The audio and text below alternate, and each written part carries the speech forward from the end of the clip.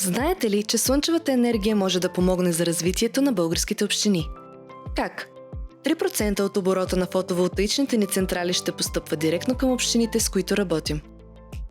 В зависимост от големината на соларния парк, това са суми до 7 милиона лева годишно, които ще пълнят общинската хазна. Така, освен чиста енергия, общините получават и допълнителни финанси, с които да подкрепят важни социални и инфраструктурни проекти в полза на местното население.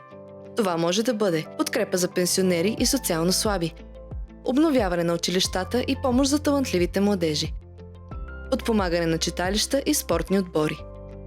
Всяка община има своите проблеми, които могат да бъдат решени благодарение на приходите от соларна енергия. Всеки може да гласува кои са най-належащите въпроси, които имат нужда от разрешаване. Защото в TerraSol Energy вярваме, че чистата енергия и пряката демокрация вървят ръка за ръка. TerraSol Energy – енергия от слънцето в хармония с природата.